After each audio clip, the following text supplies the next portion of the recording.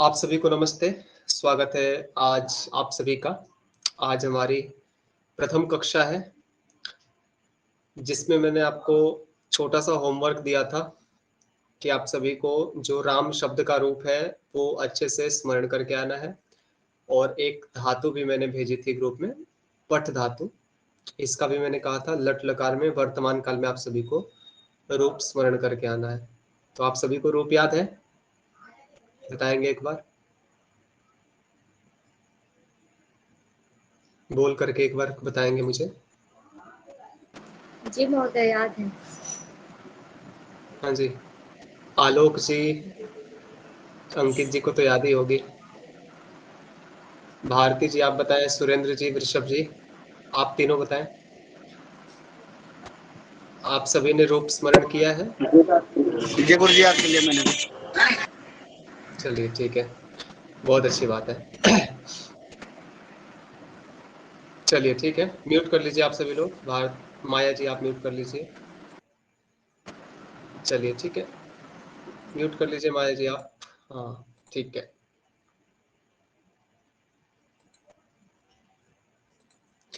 तो चलिए, आज हमारी प्रथम कक्षा है। तो इस कक्षा में हम लोग आज से प्रारंभिक संस्कृत वर्ग को प्रारंभ कर रहे हैं। और लगभग सभी से मैंने बातें की हैं, एक दो लोग बचे हुए हैं जिनसे मैं अभी तक वार्तालाप नहीं कर पाया हूँ। और मुझे उन लोगों से यही वार्तालाप करनी है कि आप आखिर संस्कृत पढ़ना क्यों चाहते हैं, संस्कृत सीखना क्यों चाहते हैं। तो इस विषय में दो तीन लोग बस बचे हुए हैं, उन सभी से भी मैं बात करूंगा। बाकी जितने भी लोगों से मैंने वार्तालाप अभी तक की है, सभी का लगभग एक ही उत्तर आया हुआ है कि हाँ, संस्कृत तो हमने पढ़ा है लेकिन उतनी निपुणता नहीं आ पाई है। अथवा कुछ लोग ऐसे हैं जो संस्कृत की पृष्ठभूमि से नहीं है, अभी तो बस संस्कृत भाषा में प्रवेश के लिए इस वर्ग को उन्होंने ज्वाइन किया है ना। तो चलिए अब हम लोग कक्षा को शुरू करते हैं। तो सबसे पहले हम लोग जानेंगे, आज की कक्षा में बहुत सारे विषयों पर हमें बात करनी है क्योंकि आज प्रथम कक्षा है। तो पूरी भूमिका आज आप लोगों की मैं तैयार करूंगा इस कक्षा में। तो सबसे पहले हम लोग जानेंगे कि आखिर ये जो संस्कृत भाषा है बनी कैसे कैसे है ना, संस्कृत जो शब्द है ये कैसे बना है। तो सबसे पहले हमें इससे जानना चाहिए। आप सभी लोग को दिख रहा होगा, व्हाइट बोर्ड है ना, अभी मैंने शेयर किया जो, बताएंगे आप सभी लोग, दिख रहा है क्या व्हाइट बोर्ड? बताएंगे एक बार, बोल करके बताएंगे, व्हाइट बोर्ड आप लोगों को दिख रहा है क्या जो मैंने अभी शेयर किया है? चलिए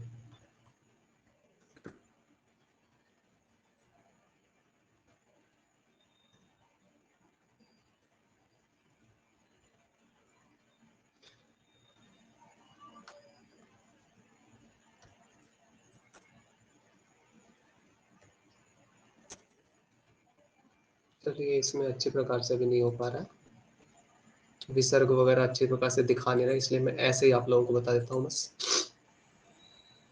तो सबसे पहले हमें जानना होगा कि ये जो संस्कृत शब्द है ये कैसे बनता है, ठीक है। तो आइए सबसे पहले हम लोग इस विषय को अच्छे प्रकार से समझते हैं, क्योंकि किसी भी भाषा को समझते हैं तो उसको पहले जानना होता है ना हमें ये कैसे बना है। तो आप सभी लोग नोट कर लीजिएगा, कॉपी पेन लेकर के बैठे होंगे, ऐसी मेरी आशा है। तो आप सभी लोग नोट कर लेंगे, जो ये संस्कृत जो शब्द है इसमें तीन प्रकार के तीन इसमें चीजें हैं, ठीक है।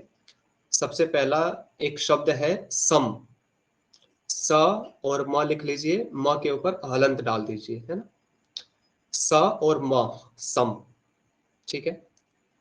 दूसरा इसमें वर्ण है वो क्या है, क्री, सम और आगे लिख लीजिए उसके क्री, क पर री की मात्रा ऐसे कर लेंगे, ठीक है।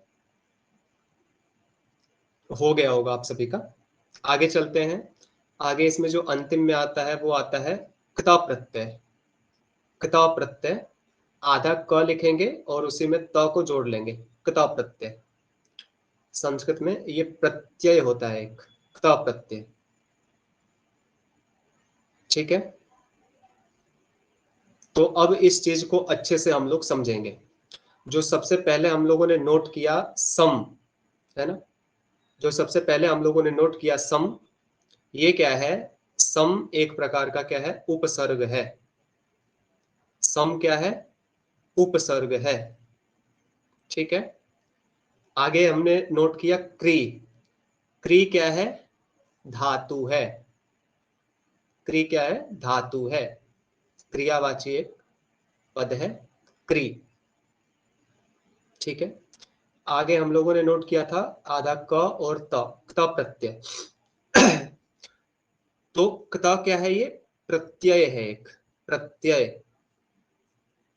ठीक है। सम उपसर्ग है, क्री धातु है, आधा क और त जो त था वो क्या है? प्रत्यय है। ठीक है। इसको मिला करके क्या बनता है? संस्कृत बनता है ना। लेकिन आप सभी ध्यान पूर्वक जब देखेंगे तो सम, क्री और कता, इसको जब जोड़ते हैं तो संपृक्त ऐसे करके बन जाता है। संस्कृत तो बना ही नहीं, है ना। तो इसमें क्या करना है? जो आधा क और त प्रत्यय था ना, उसका जो आधा क है उसका लोप हो जाता है, तो उसको हटा लीजिए अभी फिलहाल। ठीक है। अब इन तीनों को जोड़ेंगे तो क्या बनता है? संकृत। संकृत बनता है। अभी भी संस्कृत शब्द नहीं बन पाया है। तो इसमें क्या हो रहा है ना, इसमें जो संस्कृत व्याकरण जो होता है उसमें आगम आदि होते हैं। आगम मतलब कुछ वर्णों को हम लोग ले करके आते हैं शब्दों की सिद्धि के लिए। तो ये जो सम था, क्री था और त था, इसमें क्या करना है? क्री से पहले सुट का आगम कर लेना है। आधा स जो है ना, इसका आगम हो जाता है। ठीक है। आधा स जो है इसका आगम हो जाता है। तो इसको मिला करके क्या बनता है? संस्कृत। ठीक है। इसको मिला करके क्या बनता है? संस्कृत। ठीक है। तो अब इसका अर्थ क्या होता है? अर्थ भी हमें जानना चाहिए, है ना।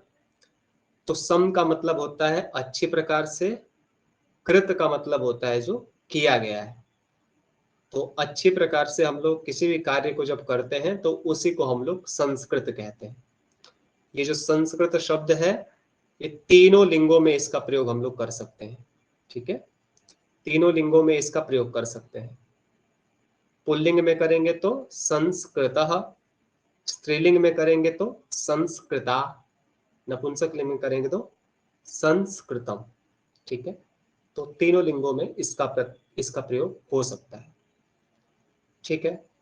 इतनी बातों को आप लोग समझ पाए?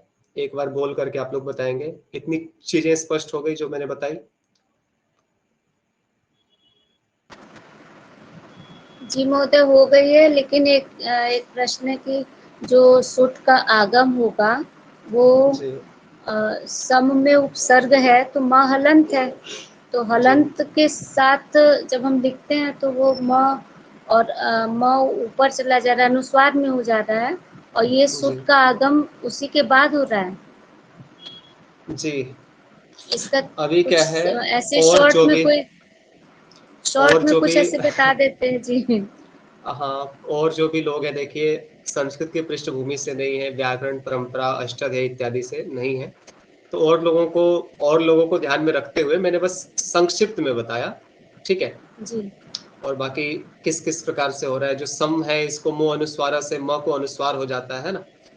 तो ये चीजें गहराई से मैं कभी फिर और बता दूंगा। अभी पृष्ठभूमि जो है ना नहीं नहीं है लोगों की। सर महोदय, वो गहराई से नहीं बताना है, बस ये है कि म तो अनुस्वार हो गया और जो सुट का आगम हो रहा है वो हलंत के बाद ही होगा ना।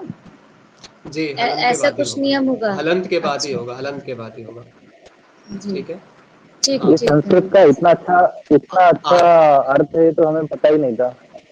जी जी जी। बहुत अच्छा और लगा सुन महोदय के। जब सुट का आगम होता है तो वो ह्रस्व ही होता है। आगम सुट का जो वर्ण आगम होते हैं होता वो है तो ह्रस्व। ह्रस्वई होता है, ह्रस्वई होता है, सुट अच्छा, होता है, फिर उसके बाद उसका लोप हो जाता है, स बचता है। अब सब स भी जो बचता है। है अच्छा ये धातु से पहले इसलिए आया हुआ है क्योंकि आद्यंत्यौ टकितौ एक नियम जी लागू जी होता है ना, जिसमें जी जी। ट की इत संज्ञा होगी वो आदि में आएगा, धातु से आदि में आएगा। ठीक है। तो इसी प्रकार से स जो है वो आदि में आया हुआ है धातु के। तो क्री से पहले स आकर के इसमें जुड़ जाता है। है ना? जी महोदय, धन्यवाद, बहुत अच्छा। चलिए ठीक है। और बाकी बहुत सारी इसमें चीजें हैं, बारीकियां हैं, जो आगम होता है वो मित्रवत होता है ना? ये भी व्याकरण में हम लोग देखते हैं। जिसका भी आगम होता है वो है, मतलब शब्दों के बीच में ही अपना स्थान बना लेता है। अब कुछ आदेश भी होते हैं, आदेशों को शत्रुवत माना गया है। वो आते हैं तो किसी न किसी को हटा करके तब आते हैं, है ना? तो अलग अलग चीजें हैं, लेकिन अभी बेसिक स्तर से हम लोग समझ रहे हैं, तो उसी हिसाब से समझते हैं। और पाठ्यक्रम मुझे लगा, क्योंकि आप लोगों का पाठ्यक्रम देखिए बहुत विशाल पाठ्यक्रम है, जो मैंने 2 महीने में पूरा करने का लक्ष्य लिया है, ये अपने आप में बहुत विशाल पाठ्यक्रम है। तो अगर ये पाठ्यक्रम पूरा हो जाता है 90% के अराउंड, तो इससे आगे भी हम लोग चलेंगे और अच्छे से पढ़ेंगे, ठीक है, और गहराई से। लेकिन अभी ऊपर ऊपर से थोड़ा सा पढ़ते हैं। चलिए ठीक है, अच्छा प्रश्न था, और बाकी आप लोगों ने इसको समझा, अच्छा है। अब आगे एक और चीज हम लोग समझेंगे इसमें आगे, ठीक है? आप सभी लोग ध्यान पूर्वक सुनेंगे, ठीक है? तो क्या था, डेमो आदि जो क्लास हुई थी उसमें भी मैंने आप सभी को स्पष्ट किया था कि जब भी हम लोग संस्कृत भाषा का अध्ययन करते हैं, तो ये जो संस्कृत भाषा है ना, इसको कहते हैं कि ये भाषा शुद्ध है, ये परिष्कृत है ना? परिष्कृत का मतलब क्या होता है कि बिल्कुल शुद्ध कर दिया गया है। जैसे कहते हैं ना कि सोने को अग्नि के द्वारा इतना तपा दिया जाए कि उससे वो अधिक शुद्ध ना हो सके, तो इसी प्रकार से कहते हैं सोने का परिष्कार करना। वहां पर कहते हैं स्वर्ण का परिष्कार करना। और यहाँ जो संस्कृत भाषा है, इसको कहते हैं कि ये परिष्कृता भाषा है, ठीक है? मतलब इसमें इस प्रकार से इसके नियम बनाए गए हैं व्याकरण इत्यादि के द्वारा, जिसमें इतनी शुद्धता है कि इसको और अधिक शुद्ध किया ही नहीं जा सकता, ठीक है?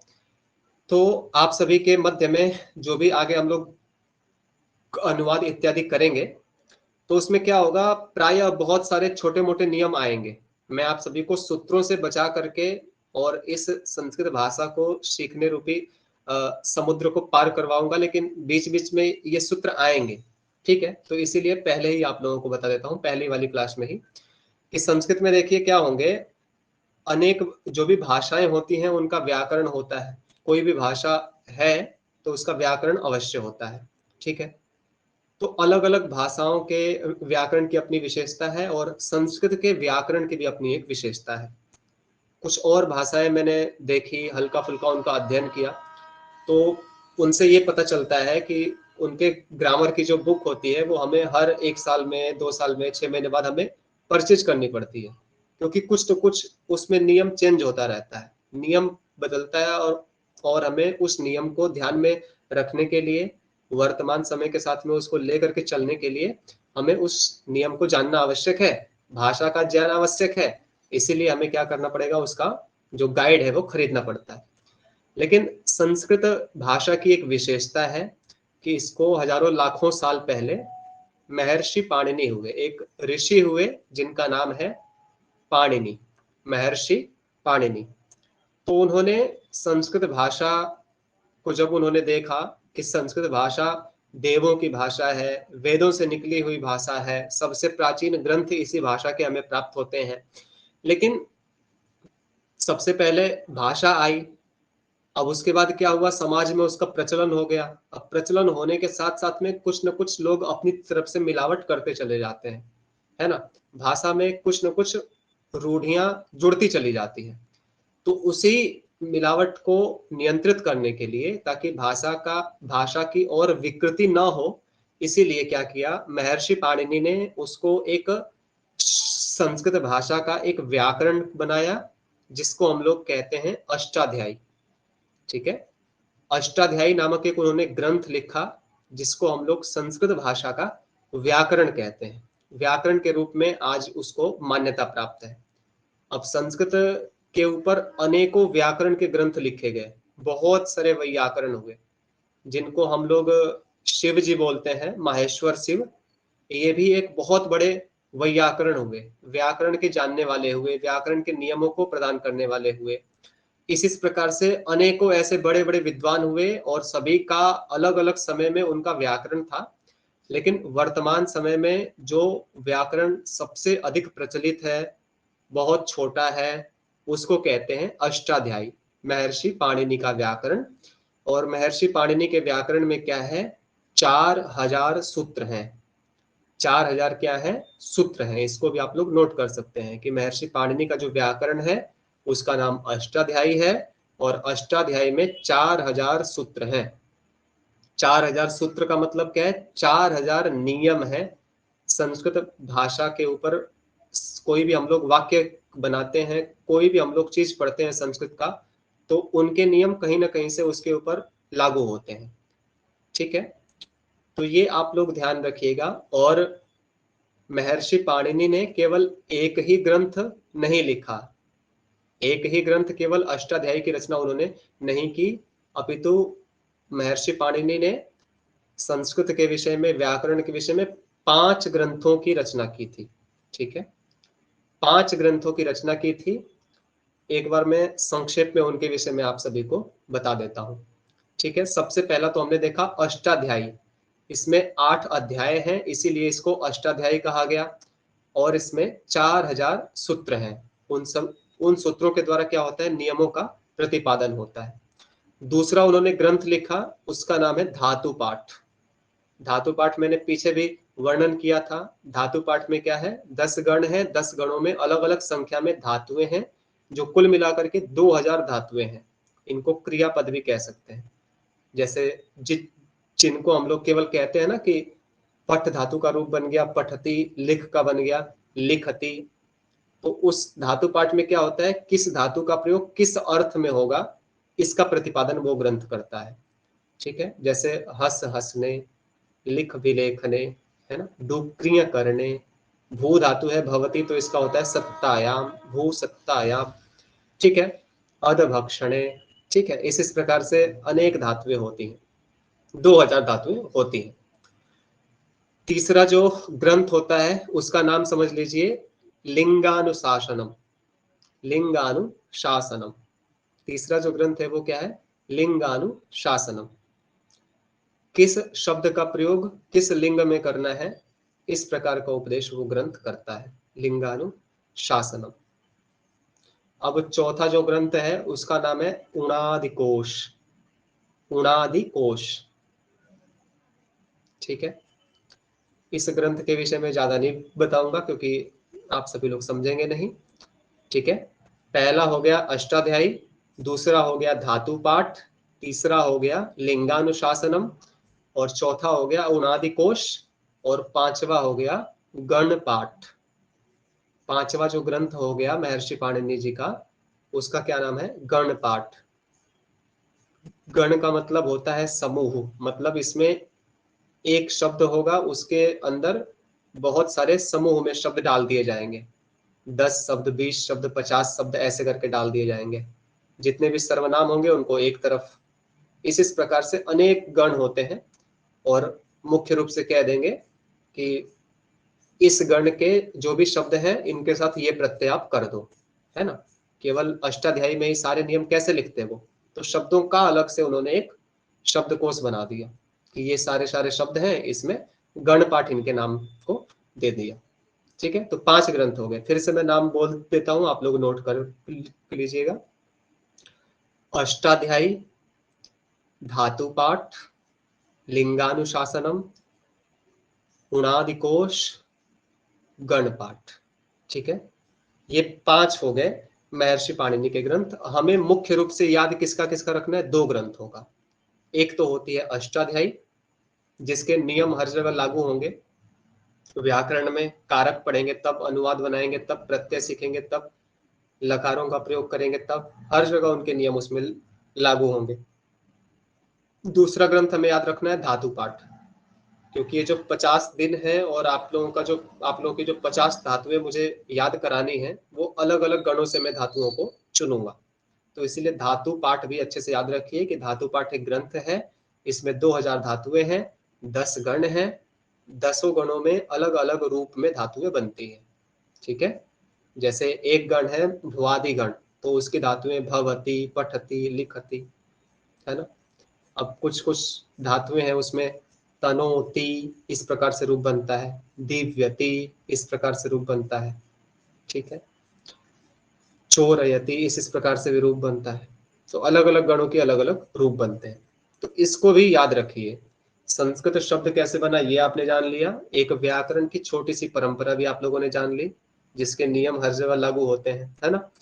अब आगे आते हैं, थोड़ा सा और भी कुछ विषय हैं जिनके विषय में हमें जानना है। मैं पीडीएफ शेयर करता हूं।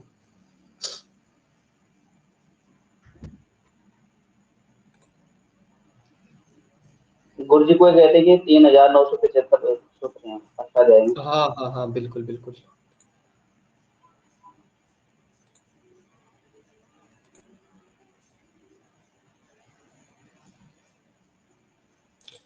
आप सभी को दिखाई दे रहा है क्या ये जो पेज मैंने शेयर किया है? एक बताइए एक बार। जी दिख रहा जी है। गुरु जी। दिख रहा है ना? चलिए ठीक है, ये मैंने जल्दीबाजी में गूगल से उठाया है, इसीलिए कुछ कुछ वर्णों में इसमें त्रुटियां भी आप लोगों को दिखेंगी, तो उसको ठीक कर लीजिएगा जब भी आप लोग पढ़ेंगे, लिखेंगे, अभ्यास करेंगे तो।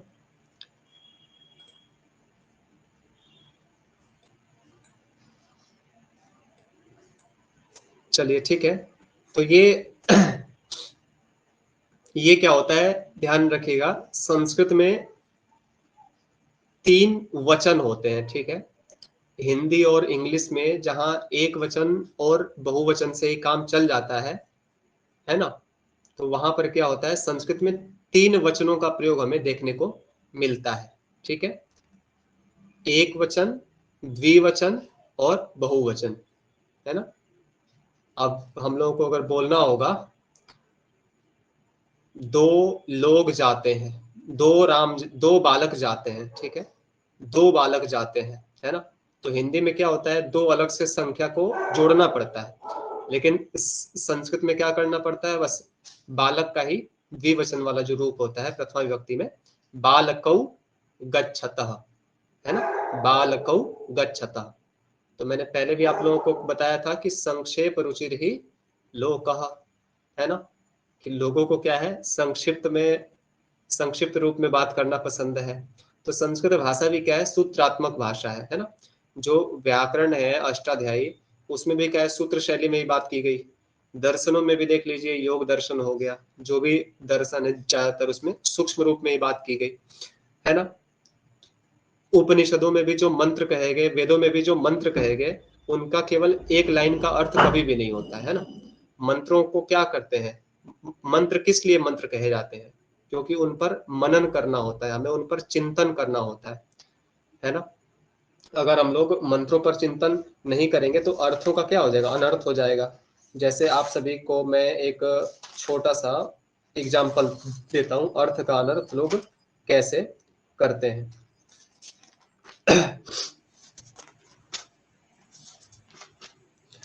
तो इसमें एक किसी ग्रंथ का एक वचन आता है कि हमें क्या करना चाहिए, अजैर यष्टव्यम, ऐसे करके एक वचन आता है, अजैर यष्टव्यम, एक ग्रंथ का वचन आता है। आवाज तो अभी तक जा रही है, एक बार बताएंगे आप लोग, बताएंगे एक बार, आवाज जा रही है क्या आप सभी तक? जी गुरु जी आ रही। ठीक है, तो उसमें क्या कहा गया, अजैर यष्टव्यम, ठीक है। इस पर मैं थोड़ा सा लिखने की कोशिश कर रहा हूं, आप सभी लोग देख सकते हैं।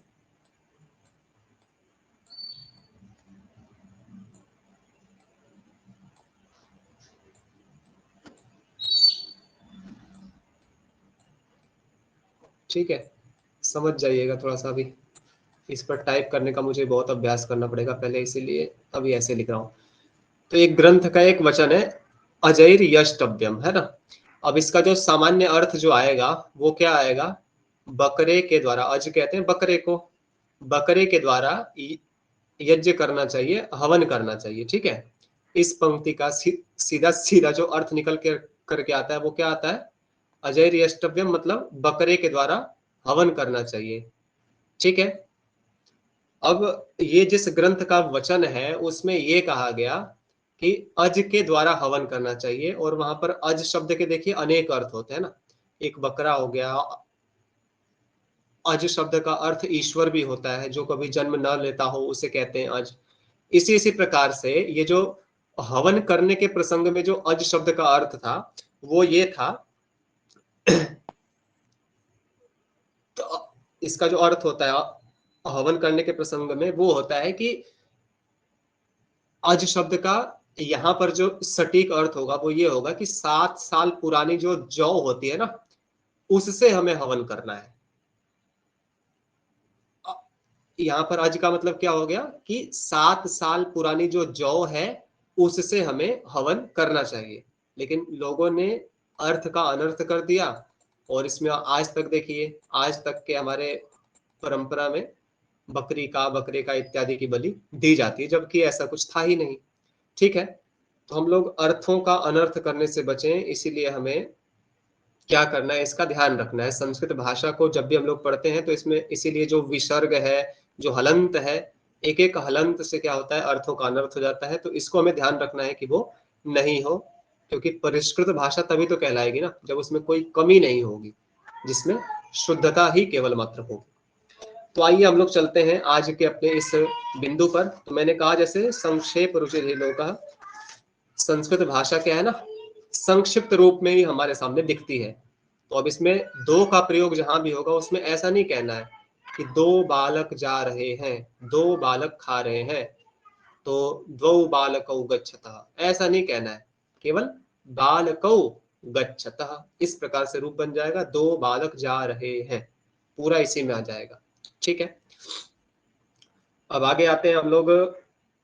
3 वचन होते हैं इसमें, याद रखिएगा, एक वचन, द्विवचन और बहुवचन। ठीक है, अब आगे 3 पुरुष भी होते हैं ना, ये जो 3 है ये पुरुष भी होते हैं इसमें।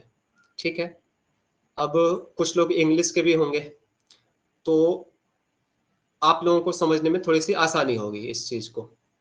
ठीक है, जो इंग्लिश में होते हैं पुरुष वो क्या होते हैं, फर्स्ट पर्सन, सेकंड पर्सन और थर्ड पर्सन, है ना। और जो इंग्लिश में पुरुष जैसे होते हैं उसी का हम लोग उल्टा करते हैं तो वो संस्कृत के पुरुष बन जाते हैं। जैसे जो इंग्लिश में फर्स्ट पर्सन होता है ना, फर्स्ट पर्सन, वो संस्कृत में उत्तम पुरुष बन जाता है। तीसरा वाला जो आप लोग देख रहे हैं ये उत्तम पुरुष, इंग्लिश का फर्स्ट पर्सन इसका उत्तम पुरुष बन जाता है, इंग्लिश का थर्ड पर्सन इसका प्रथम पुरुष बन जाता है संस्कृत का। ठीक है, अब आगे इनको हमें अच्छे से समझना है कि प्रथम पुरुष में क्या क्या आते हैं, मध्यम पुरुष में क्या क्या आते हैं और उत्तम पुरुष में क्या क्या आते हैं, क्योंकि इन्हीं पर क्रियाएं लागू होंगी। क्योंकि आप लोगों ने क्रिया जब याद की, धातु जब याद किया, पठ धातु का रूप तो कैसे था, पठती, पठता, पठंती, ये प्रथम पुरुष की धातुएं हो गई, रूप हो गया। मध्यम पुरुष में क्या रूप बनता है, पठसी, पठथः, पठथ, है ना।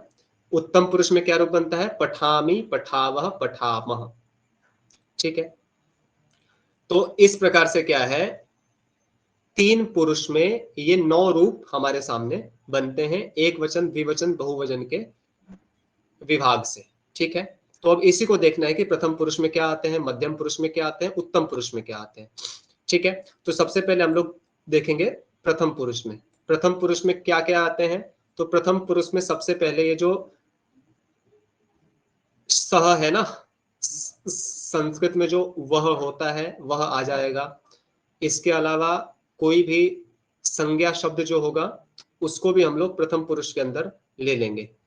ठीक है, संज्ञा शब्दों में राम, श्याम, वाराणसी, कोई भी हम लोग संज्ञा शब्द, व्यक्ति, वस्तु, स्थान का नाम जो भी होते हैं सबको हम लोग फर्स्ट पर्सन के अंदर लेंगे, प्रथम पुरुष के अंदर लेंगे, संस्कृत भाषा जब हम लोग पढ़ रहे होंगे तब। ठीक है, अब जैसे ये सह है, सह का मतलब क्या होता है, वह, पुल्लिंग के लिए। अब इसी प्रकार से जो सा है, सा मतलब क्या होता है, वह, स्त्री के लिए, यह भी आ जाएगा इसी में, है ना। तो जो सह सर्वनाम है, सा सर्वनाम है, इसके अलावा कोई भी संज्ञा शब्द, ये हम लोग प्रथम पुरुष के अंदर इसको ले लेंगे, प्रथम पुरुष के अंदर ही इसका प्रयोग होगा। वह जाता है, वह पढ़ता है तो सह पठती, है ना। वे दोनों पढ़ते हैं तो सह का ही रूप बनता है, सह तौ ते, ध्यान रखिएगा, सह मतलब एक वह, बस वह, तौ का मतलब क्या हो जाएगा, वे दोनों, और ते का मतलब क्या हो जाएगा, वे सब। ठीक है, स का मतलब क्या हो जाएगा, वह, तौ का मतलब वे दोनों, ते का मतलब वे सब। ठीक है, अब आगे सा का मतलब क्या हो जाएगा, वह, कोई लड़की के लिए। ते का मतलब क्या हो जाएगा, वे दोनों, किसी लड़कियों के लिए, दो लड़की के लिए। ताह यहाँ पे विसर्ग होगा, ठीक है, सा ते ताह, ठीक है।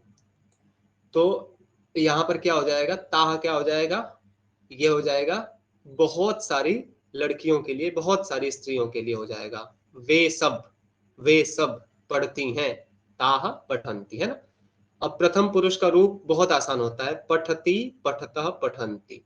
तो जब एक वचन का कर्ता होगा, स होगा या राम होगा या श्याम होगा, तो उसके साथ में पठती आ जाएगा, ठीक है। दो अगर होंगे कर्ता के रूप में, द्विवचन का कर्ता होगा, जैसे दो राम, दो बालक, या वे दोनों लड़कियां, तो उसके लिए पठतः रूप बन जाएगा।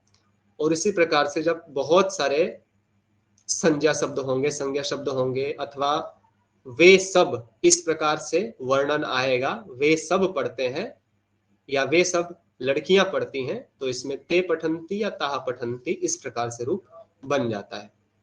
तो ये प्रथम पुरुष को हम सभी ने समझा। इतना तक आप लोगों को क्लियर है, स्पष्ट है? एक बार आप सभी बताएंगे मुझे।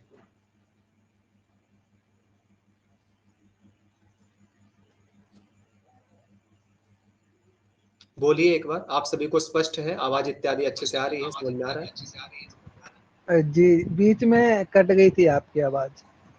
अच्छा, चलिए, और लोग हैं, आप लोग बताइए।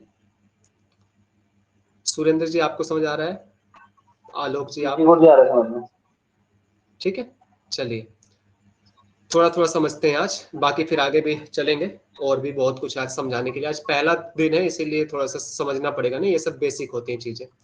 अब आगे मध्यम पुरुष आता है ना, मध्यम पुरुष आगे आता है। मध्यम पुरुष का सबसे आसान है नियम, मध्यम पुरुष में केवल तुम दोनों और तुम सब, ये आता है, ठीक है। और जब भी आवाज इत्यादि की समस्या हो तो आप सभी को मुझे बोलना है, ताकि मैं रुक जाऊंगा या थोड़ा सा आवाज वगैरह का देखूंगा, इंटरनेट वगैरह, है ना।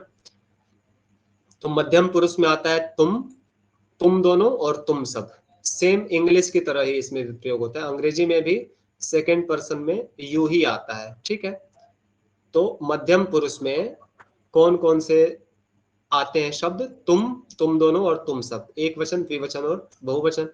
तो इसी प्रकार से तुम का होता है केवल त्वम, तुम का होता है त्वम, तुम दोनों का होता है युवाम, तुम दोनों का क्या होता है युवाम, और तुम सब का क्या होता है यूयम, ठीक है।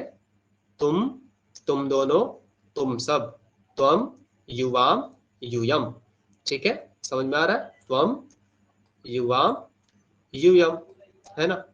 अब पठ धातु का जो रूप है आगे का मध्यम पुरुष का, क्या बनता है मध्यम पुरुष में? पठसी, पठथः, पठथ, ठीक है। तो त्वम पठसी, युवाम पठथः, यूयम पठथ, तुम पढ़ते हो, तुम दोनों पढ़ते हो, तुम सब पढ़ते हो, ठीक है। ये आप सभी को स्पष्ट हुआ? आलोक जी बताइए, समझ में आ रहा है? जी। है ना, जहां कठिन हो वहां मुझे बोलना है आप सभी को। चलिए आगे चलते हैं हम लोग नेक्स्ट वाले अपने पुरुष पर। तो वो क्या है? उत्तम पुरुष है, ठीक है, उत्तम पुरुष है। उत्तम पुरुष में हम लोग जब आते हैं तो इंग्लिश का ही जो फर्स्ट पर्सन होता है, आई, वी और आगे इस प्रकार से होता है। तो इसी को हम लोग संस्कृत में जब पढ़ते हैं उत्तम पुरुष को, तो ये उसका ही जो फर्स्ट पर्सन होता है वही यहाँ पर उत्तम पुरुष हो जाता है। तो उत्तम पुरुष में क्या आता है? मैं, हम दोनों और हम सब, ठीक है। इसको हम लोग उत्तम पुरुष के अंदर जानते हैं। मैं की संस्कृत क्या होती है? केवल अहम। हम दोनों की संस्कृत क्या होती है? आवाम। और हम सब की संस्कृत क्या होती है? वयम। तो इन सभी का रूप बनता है। देखिए, घबराने वाली कोई बात नहीं है, अभी शब्द रूप आदि हम लोग याद करेंगे ना, तो इसको भी हम लोग याद करेंगे। स तौ ते, सा ते ताह, त्वम युवाम यूयम, है ना, अहम, आवाम, वयम। तो इसको बोल बोल के गा गा करके याद करेंगे, इस प्रकार से रोज रोज करेंगे तो याद हो जाएगा। अभी बस समझ लीजिए कि उत्तम पुरुष में किसका प्रयोग होगा। अगर राम पढ़ता है तो राम कभी भी उत्तम पुरुष के अंदर नहीं पढ़ेगा। राम पढ़ेगा कहाँ पर? यहाँ पर प्रथम पुरुष के अंदर, है ना। सीता पढ़ती है तो सीता कहाँ पढ़ेगी? केवल प्रथम पुरुष के अंदर, है ना। तुम कहाँ पढ़ोगे?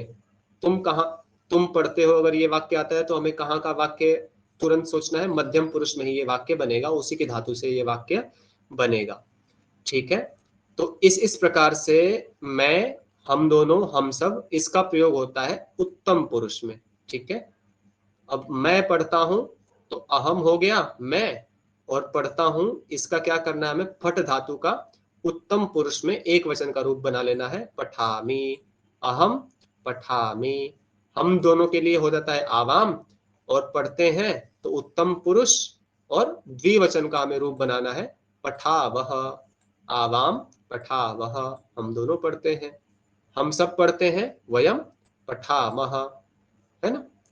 तो पठामी, पठावह, पठामह, इस प्रकार से ये रूप बनता है।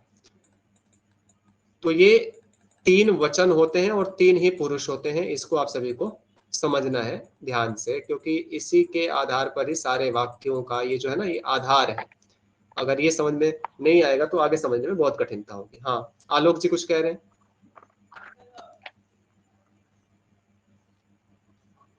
नहीं आचार्य जी। जी, आप म्यूट कर लीजिए फिर आवाज, क्योंकि ना आती रहेगी इस प्रकार से। ठीक है, तो चलिए, ये हमने सामान्य रूप से इसका जो 3 वचन होते हैं और 3 पुरुष होते हैं, इसको हम लोगों ने जाना। ठीक है, अब आगे हम लोग चलते हैं। आगे भी कुछ और चीजें हैं, कुछ महत्वपूर्ण बिंदु है। कारक का एक प्रकरण है, उसको भी हम लोग समझेंगे। जो हमारे कारक हैं वे कितने होते हैं, कैसे कैसे इनका प्रयोग होता है, और कारकों को भी हमें अच्छी प्रकार से समझना है। जहां भी आप लोगों को समस्या हो, नहीं समझ में आए, वहां पर पूछना है, लेकिन हर एक बिंदु को स्पष्ट करते हुए चलना है। अगर स्पष्ट नहीं होगा आज का बिंदु तो फिर आगे की कक्षाओं में कुछ भी समझ में नहीं आएगा। इसीलिए अच्छी प्रकार से इसको हमें समझना है आप सभी को। ठीक है, चलिए अब आगे चलते हैं, हम लोग कारकों को समझते हैं ना, है ना। तो सबसे पहले कारक किसे कहते हैं, इसको आप सभी को समझना होगा। कोई अनम्यूट है शायद, आप म्यूट कर लीजिए। नहीं, चलिए कोई नहीं, अनम्यूट। ठीक है, तो कारक किसे गुरुजी, कहते हैं? जी गुरुजी मैं जी एक बार मैं बताइए। उदाहरण के साथ में बोलना चाहता हूँ। हाँ बोलिए। प्रथम पुरुष में प्रथम पुरुष। जी बोलिए बोलिए। बालकः पठति, बालकौ पठतः, जी बालकाः पठन्ति। जी। त्वं पठसि, युवां पठतः, योऽयं पठथ, पठन्ति। अहं हाँ, पठामि, आवां पठावः, वयं पठामः। बहु शोभनम, बहु शोभनम सुरेंद्र जी। चलिए ठीक है, आप सभी को भी समझ में आ गया होगा। आगे चलते हैं हम लोग कारकों के ऊपर। तो कारक सबसे पहले किसे कहते हैं, इसको समझना है ना। तो आप सभी लोग नोट कर सकते हैं, एक लाइन का इसका वो है, कारक की परिभाषा छोटी सी। क्रिया की सिद्धि में, क्रिया की सिद्धि में जो सहायक होते हैं उन्हें कारक कहते हैं। ठीक है, क्रिया की सिद्धि में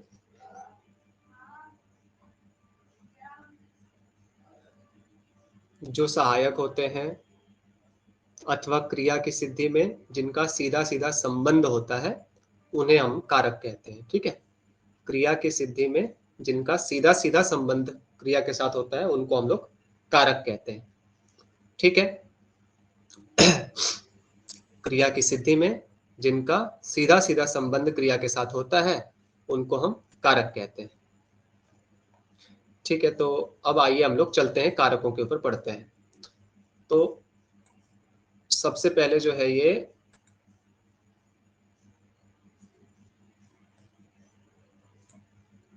एक मिनट,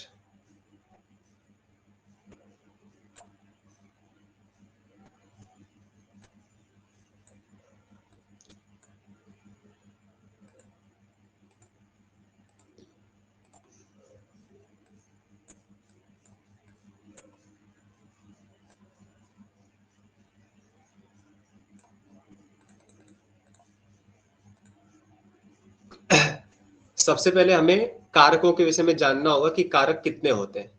ठीक है, चलिए कारक कितने होते हैं ये तो आप लोगों को बाद में खुद ही स्पष्ट हो जाएगा, अभी मैं एक एक करके सबके विषय में जब बताऊंगा। आगे हम लोग ये समझते हैं कि कारक ये मोटे मोटे जो दिख रहे हैं ये कितने हैं, और इनका जो ये चिन्ह है वो चिन्ह क्या क्या है, और इनको हम लोग किस किस प्रकार से घटाते हैं। तो सबसे पहले प्रथमा विभक्ति आती है ना, विभक्तियों में सबसे पहले प्रथमा विभक्ति आती है, और प्रथमा विभक्ति का जो कारक होता है उसे कहते हैं कर्ता कारक। ठीक है, प्रथमा विभक्ति का जो कारक होता है उसको क्या कहते हैं, कर्ता कारक, और इसका चिन्ह क्या होता है, ने, है ना। कर्ता का चिन्ह क्या होता है, ने। ठीक है, कर्ता का चिन्ह ने। अब ये कैसे कैसे होता है इसको थोड़ा सा आगे बढ़ करके समझते हैं। स्क्रीन दिखाई दे रही है आपको, बोल करके आप लोग बताइए, मैं मैसेज वगैरह देख नहीं पाऊंगा, मैं स्क्रीन पे हूँ। ठीक है, दिख रही है। चलिए ठीक है, तो अब आते हैं इस पे हम लोग, प्रथमा विभक्ति कर्ता कारक। ठीक है, आप सभी को दिखाई दे रहा होगा, प्रथमा विभक्ति कर्ता कारक। ठीक है, तो सबसे पहले कर्ता कारक किसे कहते हैं, तो क्रिया का संपादन, क्रिया का संपादन जो करता है ना, क्रिया का संपादन करने वाले को ही कर्ता कारक कहते हैं। ठीक है, संपादन करना मतलब ऐसा समझिए कि क्रिया को ही करने वाला। ठीक है, क्रिया को ही जो कर रहा हो उसको हम लोग कर्ता कारक कहते हैं। ठीक है, क्रिया को संपादन करने वाला अर्थात क्रिया को करने वाले को ही हम लोग क्या कहते हैं, कर्ता कारक कहते हैं। सभी वाक्यों में कारक अवश्य होंगे, अब उसी में से हम लोगों को कर्ता कारक, कर्म कारक, करण कारक, इन सभी को पहचानना होगा, और इन्हीं को पहचानेंगे तभी हम लोगों का वाक्य सही प्रकार से शुद्ध शुद्ध बन पाएगा। ठीक है, तो इसके लिए हमें क्या होगा, सबसे पहले कारकों की पहचान आवश्यक है, इसीलिए ये वाला प्रकरण बहुत ध्यान से पढ़िएगा। चाहे हम लोग आज वाक्य नहीं बनाएंगे कौमुदी के प्रथम अभ्यास का, लेकिन इसको समझना बहुत आवश्यक है कि कारक किसे कहते हैं, और ये प्रथमा विभक्ति का जो कारक है कर्ता कारक, ये कैसे हम लोग समझेंगे कि कर्ता कारक यही है। तो क्रिया को संपादन करने वाला जो होता है उसी को हम लोग कहते हैं कर्ता कारक। अब ये जो उदाहरण है इसके द्वारा हम लोग समझते हैं। तो लक्ष्मण है, लक्ष्मण क्या कर रहे हैं, तोड़ते हैं। अभी मैंने एक पूरा वाक्य है, ये बहुत बड़ा, अभी आगे आएगा आपके समक्ष। तो लक्ष्मण जी चूंकि हमारे लिए भगवान के समान है, इसीलिए मैंने उनको सम्मान के रूप में क्या लिखा है, लक्ष्मण तोड़ते हैं। अब लक्ष्मण कुछ भी तोड़ सकते हैं, फल तोड़ सकते हैं, कुछ भी तोड़ सकते हैं। ठीक है, आगे ये आएगा अभी सेंटेंस में। तो लक्ष्मण तोड़ते हैं, है ना। तो अब हमें पहचानना होगा, सबसे पहले हमें ये पहचानना होगा कि ये क्रिया कौन है इसमें, है ना, क्रिया कौन है। तो इसमें क्या है, क्रिया, तोड़ते हैं। ठीक है, तोड़ते हैं, ये क्या हो जाएगा, इसमें क्रिया है। सबसे पहले हमें क्रिया को पकड़ना है, कारकों की पहचान में सबसे पहले हमें क्या करना है, क्रिया को पकड़ना है। तो तोड़ते हैं, ये क्या हो जाएगा, क्रिया। अब इस क्रिया को कौन कर रहा है, संपादन करने वाला, अर्थात क्रिया को करने वाला कौन है इसमें, तो केवल एक ही शब्द है इसमें आगे, तो है ना, लक्ष्मण। लक्ष्मण ही तो तोड़ रहे हैं ना, लक्ष्मण तोड़ते हैं। आगे आएगा क्या तोड़ रहे हैं, फल तोड़ रहे हैं, या शूर्पणखा की नासिका तोड़ रहे हैं, आगे आएगा क्या तोड़ रहे हैं। तो इसमें क्या है, लक्ष्मण तोड़ते हैं। तो क्रिया जो हो रही है तोड़ना, इसको करने वाला कौन है, लक्ष्मण है। तो लक्ष्मण क्या हो जाएंगे, कर्ता हो जाएंगे। ठीक है, लक्ष्मण कर्ता कारक हो जाएंगे। ठीक है, और लक्ष्मण कर्ता कारक होंगे तो लक्ष्मण में क्या हो जाएगा, प्रथमा विभक्ति का जो कर्ता कारक का जो होता है प्रत्यय वो जुड़ जाएगा, तो लक्ष्मण ऐसा करके इनका रूप बन जाएगा। ठीक है, लक्ष्मण तोड़ते हैं तो त्रोटयति, इस प्रकार से रूप बन जाएगा। ठीक है, इतना आप लोगों को समझ में आया, कर्ता कारक किसे कहते हैं, आप सभी लोग पता है, आगे भी कारक हैं बहुत सारे ना, सबको हमें पढ़ना है, समझना है। ठीक है, आज संक्षिप्त में पढ़ते हैं, बाकी आगे विस्तार से भी आएगा इन सभी का क्रम एक एक करके। ठीक है, तो क्रिया का संपादन करने वाला जो होगा उसी को हम लोग कर्ता कारक कहते हैं। बालक जाता है, तो यहाँ पे जाता है, इस क्रिया का करने वाला कौन है, बालक है, इसीलिए बालक क्या हो जाएगा, कर्ता हो जाएगा। हम सब पढ़ते हैं, हम सब पढ़ते हैं, तो पढ़ते हैं इस क्रिया को करने वाले कौन है? हम सब। तो इसीलिए हम सब क्या हो जाएंगे? कर्ता हो जाएंगे। ठीक है, आप सभी को समझ में आ गया होगा। चलिए आगे चलते हैं। मेरी आवाज आप सभी तक अच्छे से जा पा रही है ना? कोई समस्या हो तो बताइए। अंकित जी बताइए, आवाज जा रही है ना सही से?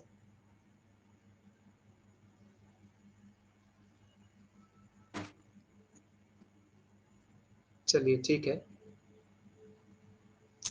और कोई बोल करके बताइए। वृषभ जी आप बताइए, आवाज आ रही है ना सही से मेरी? कोई समस्या तो नहीं है?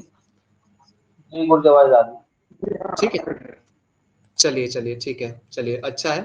तो हमने प्रथमा विभक्ति का जो कारक था कर्ता कारक, इसको हम लोगों ने देख लिया कि क्रिया को जो करने वाला होता है उसी को कर्ता कारक कहते हैं। अब आगे आते हैं हम लोग। द्वितीय विभक्ति का जो कारक होता है वह क्या होता है? कर्म कारक।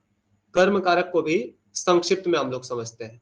ठीक है, कर्ता आप सभी समझ गए कि कर्ता क्या होता है? जो करने वाला होता है, क्रिया को जो करने वाला होता है उसी को हम लोग कर्ता कहते हैं। ठीक है, अब आगे आता है कर्म। कर्म किसे कहते हैं? दूसरा आता है ना कारक। जैसे 1 मिनट में आप लोगों को दिखाऊं, ये कर्ता कारक था, ये दूसरे नंबर पे द्वितीय विभक्ति में कौन सा कारक आ रहा है? कर्म कारक। कर्म कारक का ये चिन्ह होता है को, है ना? तो अब इसी को थोड़ा सा परिभाषा के साथ में समझते हैं। तो ये जो कर्म कारक है, कर्म कारक की परिभाषा क्या है कि वाक्य में कर्ता जिसे सबसे अधिक चाहता है उसे कर्म कहते हैं। ठीक है, आप लोगों को याद रखना है ये। वाक्य में कर्ता जिसे सबसे अधिक चाहता है उसे कर्म कारक कहते हैं, उसे कर्म कहते हैं। ठीक है, अब इसको एक छोटे से उदाहरण से समझते हैं, है ना? अब आगे ये वाक्य एक और उसमें ऐड हो गया, लक्ष्मण फल तोड़ते हैं। ठीक है, लक्ष्मण पहले क्या था? तोड़ते हैं, तो केवल कर्ता था और क्रिया थी। अब इसमें एक और शब्द ऐड हो गया, फल। लक्ष्मण तोड़ तो रहे हैं, तोड़ना रूपी क्रिया का जो कर्ता है वो लक्ष्मण है, लेकिन लक्ष्मण क्या तोड़ रहे हैं? लक्ष्मण क्या तोड़ रहे हैं? फल तोड़ रहे हैं। मतलब लक्ष्मण फल को तोड़ना चाहते हैं, इसीलिए ये जो फल है ना वो क्या हो जाएगा? कर्म हो जाएगा। जैसे एक और छोटा सा उदाहरण हम लोग समझे कि हम सभी अनुवाद पढ़ रहे हैं, है ना? तो सबसे पहले क्रिया कौन हुई? पढ़ रहे हैं, ये हो गई क्रिया। इसके कर्ता कौन है? तो हम सभी इसके कर्ता हुए। और उसके बाद हम सभी क्या पढ़ रहे हैं? बताइए, हम सभी क्या पढ़ रहे हैं? बोल करके आप लोग बताइए। हम सभी अनुवाद पढ़ रहे हैं, इसमें हम सभी क्या पढ़ रहे हैं? हम लोगों की क्या इच्छा है पढ़ने की? बताइए, बोल करके बताइए। अनुवाद अनुवाद पढ़ना चाहते हैं, है ना? हम सभी अनुवाद पढ़ रहे हैं, तो हमारी इच्छा हुई ना अनुवाद को पढ़ने की। हम लोग गीता तो नहीं पढ़ रहे हैं, रामायण तो नहीं पढ़ रहे, हम लोग अनुवाद पढ़ रहे हैं। तो हम मतलब जो कर्ता है हम लोग, ये क्या चाहते हैं? अनुवाद को पढ़ना चाहते हैं, इसलिए जो अनुवाद है ये क्या हो जाएगा? कर्म हो जाएगा। तो वाक्य में कर्ता जिसको सबसे अधिक चाहेगा उसी को हम लोग कर्म कहेंगे। ठीक है, जैसे बालक स्कूल जाता है, विद्यालय जाता है। बालक विद्यालय जाता है, तो सबसे पहले तो जाता है, ये क्रिया हो गई। इसका कर्ता कौन हो गया? बालक। अब बालक कहाँ जा रहा है? विद्यालय जा रहा है, मतलब बालक विद्यालय जाना चाहता है। बालक की सबसे अधिक इच्छा है विद्यालय जाने की, क्योंकि विकल्प तो बहुत सारे हैं, वो कहीं भी जा सकता है, लेकिन कहाँ जा रहा है? विद्यालय ही जा रहा है, इसीलिए विद्यालय में क्या हो जाएगा? कर्म हो जाएगा।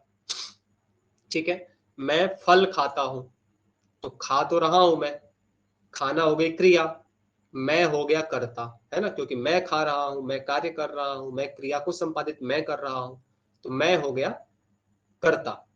लेकिन मैं क्या खा रहा हूं? तो मैं फल खा रहा हूं, इसीलिए फल में क्या हो जाएगा? कर्म हो जाएगा। ठीक है, तो कर्ता जिसको सबसे अधिक चाहता है वह घर जाता है, वह विद्यालय जाता है, वह भोजन करता है, वह लड्डू खाता है। ठीक है, वह बेर खाता है, वह केला खाता है। तो जिसको कर्ता सबसे अधिक चाहेगा उसे क्या कहेंगे? कर्म कहेंगे। तो ये यहाँ पर ये जो वाक्य था लक्ष्मण तोड़ते हैं, तो अब आप लोगों को थोड़ा सा स्पष्ट हुआ होगा कि लक्ष्मण क्या कर रहे हैं, फल को तोड़ रहे हैं, लक्ष्मण फल तोड़ रहे हैं। तो लक्ष्मण करता है, इसीलिए एक वचन का इसमें आएगा, प्रथमा विभक्ति का जो कर्ता कारक है उसका आएगा रूप, क्या बनेगा, लक्ष्मणः। अब फल क्या हो गया, कर्म हो गया, तो कर्म में क्या होती है, द्वितीय होती है, तो फलम तोड़ते हैं का क्या हो जाएगा, त्रोटयति। ठीक है, सिंपल है, अभी तक कुछ भी इतना कठिन नहीं है ना। फिर से एक बार चलते हैं उस चार्ट की तरफ। अब आगे तीसरे नंबर पर आता है करण कारक। ठीक है, तीसरे नंबर पर कौन सा कारक आता है, करण कारक। करण कारक तीसरे नंबर पे आता है, इसीलिए इसको तृतीय विभक्ति में जानते हैं हम लोग। ठीक है, तृतीय विभक्ति के अंदर कौन सा कारक आता है, करण कारक। अब इसका क्या होता है चिन्ह, इसका चिन्ह होता है से के द्वारा। ठीक है, करण कारक का चिन्ह क्या होता है, से या के द्वारा, इस प्रकार से इसकी हम लोग पहचान करते हैं। तो आइए अब देखते हैं तृतीय विभक्ति क्या है। तो ये है तृतीय विभक्ति करण कारक। ठीक है, अब इसका हम लोग देखते हैं इसकी परिभाषा क्या है, और इसको कुछ उदाहरणों में इसको घटा करके समझेंगे। तो क्रिया की सिद्धि में जो वस्तु कर्ता की सबसे अधिक सहायक होती है उसे करण कारक कहते हैं, है ना। अब कोई भी क्रिया है ना, तो उसकी सिद्धि में जो कर्ता की सबसे अधिक सहायक होगी ना, उसे करण कारक कहते हैं। ठीक है, जैसे सबसे पहले था कि लक्ष्मण क्या कर रहे हैं, फल तोड़ते हैं, लक्ष्मण फल तोड़ते हैं, है ना। अब लक्ष्मण फल को तोड़ेंगे तो किसी न किसी सहायता से ही तोड़ेंगे, खुद से तो तोड़ नहीं लेंगे ना, डंडे से तोड़ेंगे, लकड़ी से तोड़ेंगे, हाथ से तोड़ेंगे, उनको किसी न किसी सहायता की आवश्यकता होती है लक्ष्मण को, तभी वो फल को तोड़ सकते हैं, है ना। ईंट मार करके तोड़े, पत्थर मार करके तोड़े, लकड़ी से तोड़े, छड़ी से तोड़े, डंडे से तोड़े, अगर बहुत पास में है तो हाथ से ही तोड़ लेंगे, लेकिन किसी न किसी से तोड़ेंगे ही वो। तो यहाँ पर क्या हो रहा है, अब राम लक्ष्मण जी इत्यादि वन में है, तो फल बड़े ऊंचे ऊंचे हैं, है ना, तो वो क्या कर रहे हैं, लक्ष्मण डंडे से फल को तोड़ रहे हैं। ठीक है, डंडे से फल को तोड़ रहे हैं। तो अब इसमें इसी परिभाषा को घटा करके देखना है, क्रिया की सिद्धि हो रही है यहाँ पे। ठीक है, फल तोड़ रहे हैं ये, ठीक है, फल तोड़ रहे हैं मतलब क्रिया की सिद्धि हो रही है। तो अब इसमें क्या है, कर्ता की जो सबसे अधिक सहायक होती है, ये जो कर्ता हो गए लक्ष्मण, इसकी सबसे अधिक सहायता कौन कर रहा है, डंडा नहीं होगा तो क्या फल टूट जाएगा, नहीं टूट पाएगा, है ना। अगर डंडा नहीं होगा तो फल नहीं टूट पाएगा, इसीलिए डंडा क्या होता है ना, डंडा यहाँ पर क्या है, लक्ष्मण की सबसे अधिक सहायता कर रहा है, लक्ष्मण का सबसे अधिक सहायक सिद्ध हो रहा है ये डंडा, इसीलिए डंडा क्या हो जाएगा, करण कारक हो जाएगा। ठीक है, आलोक जी समझ पा रहे हैं, करण कारक बोल करके एक बार बताएंगे मैसेज। ठीक है, मैसेज में आप लोगों का देख नहीं पा रहा हूं अभी। तो करण कारक क्या हो जाएगा, डंडा हो जाएगा, है ना, क्योंकि लक्ष्मण क्या कर रहे हैं, डंडे की सहायता से ही फल तोड़ पा रहे हैं, अगर ये डंडा नहीं हो तो फिर वो फल नहीं तोड़ पाएंगे। तो लक्ष्मण फल तोड़े इसके लिए डंडे की आवश्यकता पड़ती है ना। तो डंडा इसीलिए क्या कर रहा है, ये जो तोड़ते हैं, है ना, तोड़ते हैं, इस क्रिया में सबसे अधिक सहायक बन रहा है डंडा, इसीलिए इस डंडे में क्या हो जाएगा, करण कारक हो जाएगा। करण कारक का मतलब क्या हो जाएगा, इसमें तृतीय विभक्ति हो जाएगी और तृतीय विभक्ति के होने से इसमें क्या हो जाएगा, तृतीय विभक्ति का रूप चलेगा इसमें। तो सबसे पहले क्या था, लक्ष्मण फलम त्रोटयति, है ना, लक्ष्मण फल तोड़ रहे हैं, लेकिन अब क्या हो जाएगा, लक्ष्मण दंडेन, है ना, डंडे का क्या हो जाएगा, दंडेन फलम त्रोटयति। ठीक है, सिंपल है, किसी को कोई समस्या हो तो आप लोग पूछिए, ये तो आगे चलेंगे, अभी आगे भी 3-4 कारक है ना। किसी को कोई समस्या हो, कठिनाई आ रही हो तो आप लोग बताइए, और आसान करके बताऊं।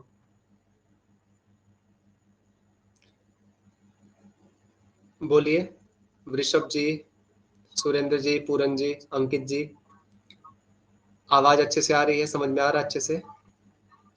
जी सर। जी हाँ। आ रहा है।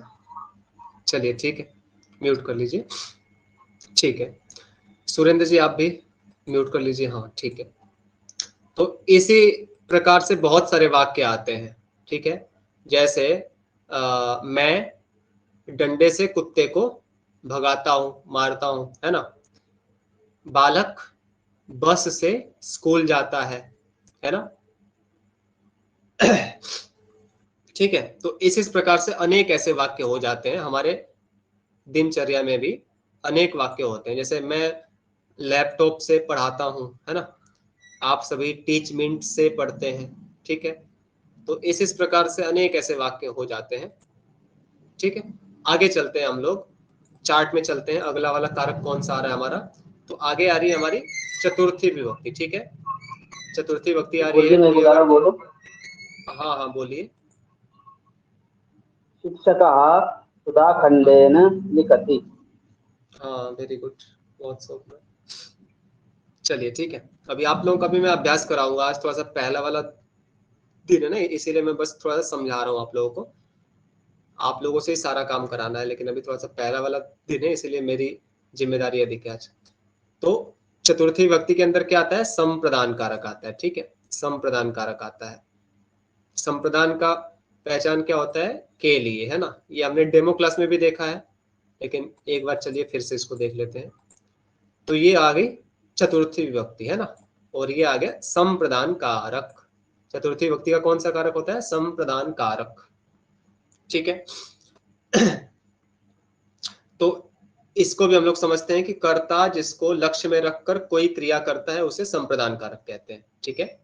जिसको लक्ष्य में रखकर कर्ता कोई क्रिया करता है उसे ही संप्रदान कारक कहते हैं, ठीक है। जैसे लक्ष्मण डंडे से फल को तोड़ रहे थे, है ना। लक्ष्मण डंडे से फल को तोड़ते हैं, ये वाक्य था। लेकिन अब इसमें क्या शामिल हो गया, लक्ष्मण राम के लिए, है ना। लक्ष्मण राम के लिए डंडे से फल को तोड़ते हैं, है ना। तो कर्ता जिसको लक्ष्य में रखकर, आप लोग समझ रहे हैं, जिसको लक्ष्य में रखकर जिसके लिए कोई क्रिया करेगा ना, उसे ही संप्रदान कारक कहेंगे। तो वो राम के लिए फल को तोड़ रहे हैं ना, राम के लिए फल को तोड़ रहे हैं, इसीलिए जो राम है इसमें क्या हो जाएगा, इसमें संप्रदान हो जाएगा, ठीक है। राम में क्या हो जाएगा, संप्रदान कारक हो जाएगा।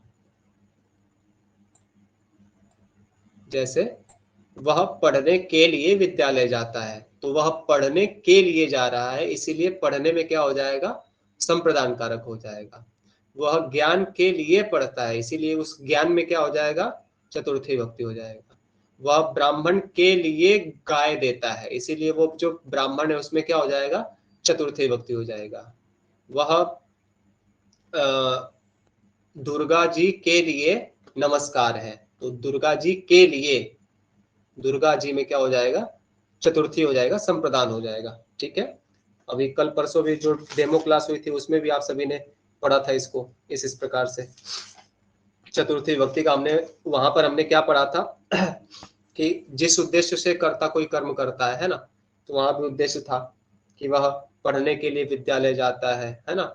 हम संस्कृत सीखने के लिए अनुवाद पढ़ते हैं, ठीक है। तो यहाँ भी हमारा कोई उद्देश्य है, तो जहां भी कोई लक्ष्य हो और उस लक्ष्य को रख करके कर्ता कोई क्रिया करता है उसे हम लोग संप्रदान कहते हैं। पढ़ने के लिए, जाने के लिए, विद्या के लिए, ज्ञान के लिए, वह मुक्ति के लिए प्रयत्न करता है, वह शांति के लिए प्रयत्न करता है ना। इस प्रकार से कोई भी वाक्य में हम लोग देख लेंगे जहां कोई लक्ष्य हमें दिखाई देगा और कर्ता उस लक्ष्य को रख करके कोई क्रिया कर रहा होगा, उसी को संप्रदान कारक कहेंगे, ठीक है। अभी सामान्य रूप से इतना ही समझिए। तो इस वाक्य में क्या था, लक्ष्मण डंडे से फल को तोड़ते तो हैं, लेकिन किसके लिए तोड़ रहे हैं, तो श्री राम के लिए लक्ष्मण डंडे से फल को तोड़ रहे हैं, इसीलिए जो राम है ना, इसमें क्या हो जाएगा, संप्रदान कारक हो जाएगा। और संप्रदान होने से वाक्य किस प्रकार से बनेगा, लक्ष्मण तो करता है तो लक्ष्मणः, और राम क्या हो जाएगा, संप्रदान है, इसीलिए राम में क्या हो जाएगा, चतुर्थी विभक्ति, लक्ष्मणः रामाय दंडेन फलम त्रोटयति, ठीक है। सिंपल है, कुछ कठिन नहीं है, समझ में आ रहा है आप सभी को। बोलिए एक बार आप सभी, या कमेंट कीजिए। इसमें डंडेन में भी चतुर्थी लगेगी? नहीं नहीं नहीं, दंडेन में तो वही है ना, वो तो पहले ही आ गया, वो तो करण कारक है ना। हाँ करण कारक तो है, आपने कहा ना कि संप्रदान के लिए तो राम में लग गई, और डंडे में भी तृतीय लगेगी। नहीं नहीं, डंडे में तृतीया ही लगेगी इसमें, है ना, क्योंकि वो तो साधन है ना, वो करण कारक है ना, डंडा एक साधन हो रहा है, ठीक है, इसलिए। जी। ठीक है, डंडा तो एक साधन है जिससे फल को तोड़ने की क्रिया हो पा रही है, इसीलिए इसमें तृतीया हो जाएगी, इसमें करण कारक हो जाएगा। ठीक है, जी। चलिए आगे चलते हैं। अब अगला कारक कौन सा आता है, आप सभी लोग म्यूट कर लेंगे। आगे आता है पंचमी विभक्ति हमारा। ठीक है, आप सभी के स्क्रीन पे दिखाई दे रहा होगा पंचमी विभक्ति। टाइम कितना हो गया, चलिए 15-20 मिनट और है, इनको हम लोग समाप्त करते हैं। थोड़ा सा कुछ और आप लोगों को होमवर्क भी तो देना है ना। पंचमी विभक्ति आ गई, आप लोग म्यूट कर लीजिए, किसी का शायद म्यूट है, म्यूट कर लीजिए कृपया देख करके। आलोक जी आप म्यूट कर लीजिए, कोई प्रश्न हो तो पूछिए। आलोक जी नहीं है शायद, चलिए आज पहला दिन है, आप लोगों को शायद इसको चलाने में भी समस्या हो रही होगी, कोई बात नहीं, आगे से ठीक हो जाएगा ये। ठीक है, तो ये है पंचमी विभक्ति। पंचमी विभक्ति में क्या है, अपादान कारक आता है। ठीक है, अपादान कारक पंचमी विभक्ति में कौन सा कारक आता है, अपादान कारक। और इसका पहचान क्या होता है, इसका चिन्ह क्या होता है, से। यहां भी क्या था, से, लेकिन यहाँ पे साधन के रूप में था,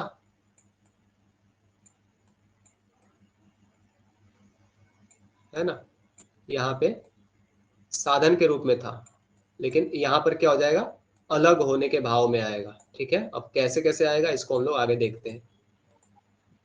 ठीक है, तो ये पंचमी विभक्ति है। पंचमी विभक्ति में क्या है, इसका अब हम लोग परिभाषा देखते हैं। सरल सी परिभाषा है, ध्यान से समझेंगे समझ में आ जाएगा तुरंत। जब कोई वस्तु दूसरी वस्तु से अलग हो रही हो, ठीक है, जब कोई वस्तु, जैसे यहां पर क्या हो गया, एक पेड़ हो गया, ठीक है, फल है इसमें बहुत सारे, ठीक है,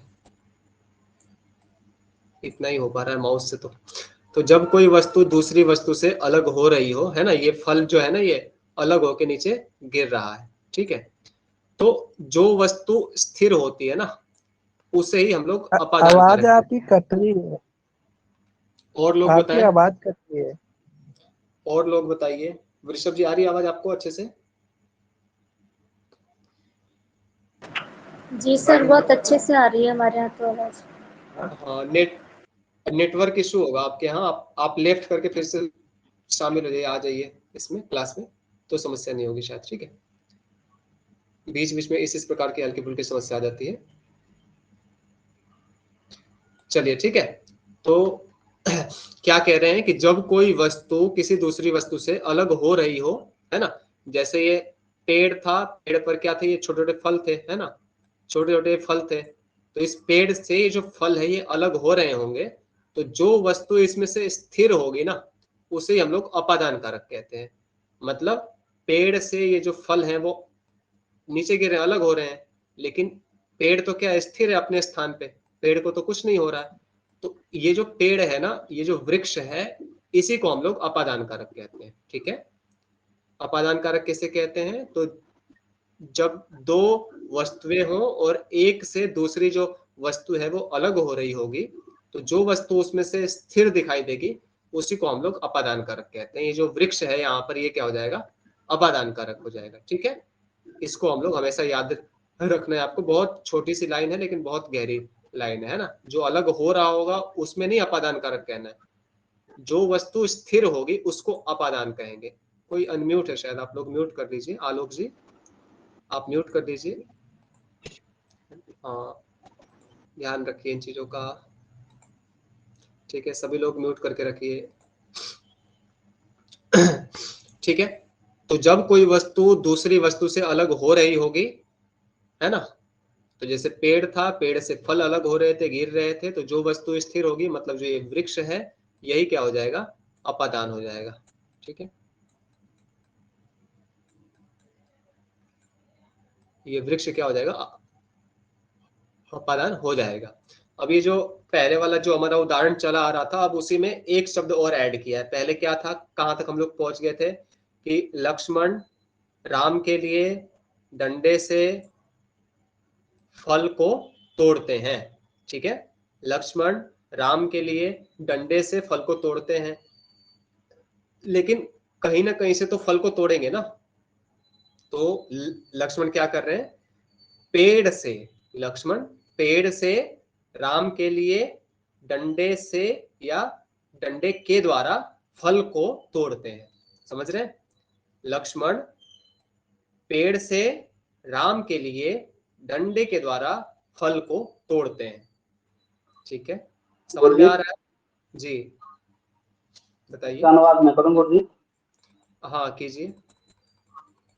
लक्ष्मण अच्छा, ऐसे नहीं, ऐसे नहीं, ऐसे नहीं, अच्छे से कीजिए। क्रिया कौन है, क्रिया का कर्ता कौन है, इस प्रकार से समझाते हुए कीजिए। गुरु जी लक्ष्मण यहाँ पे करता है। नहीं, सबसे पहले क्रिया पे आएंगे ना, सबसे पहले क्रिया। तोड़ते हैं जी और बताइए।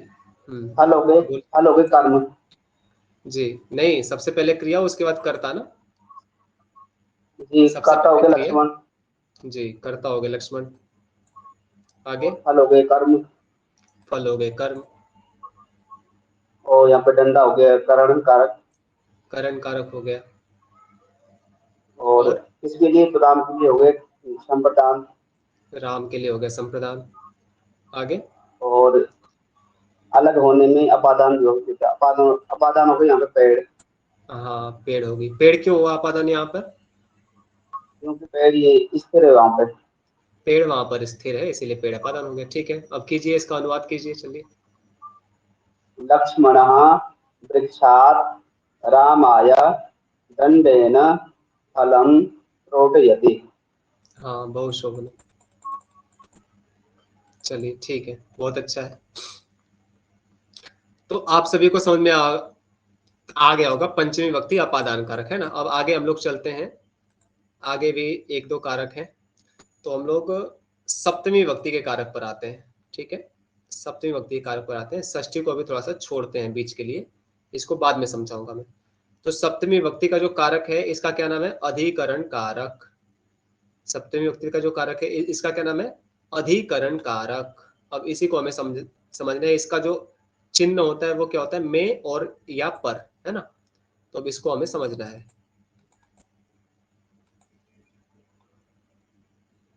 ठीक है तो सप्तमी विभक्ति आ गई हमारी, अधिकरण कारक आ गया।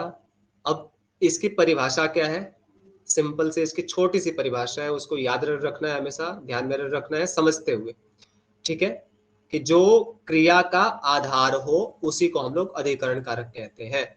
जो क्रिया का आधार हो उसी को हम लोग अधिकरण कारक कहते हैं। जैसे लक्ष्मण राम पेड़ से राम के लिए डंडे से फल को तोड़ते हैं, है ना।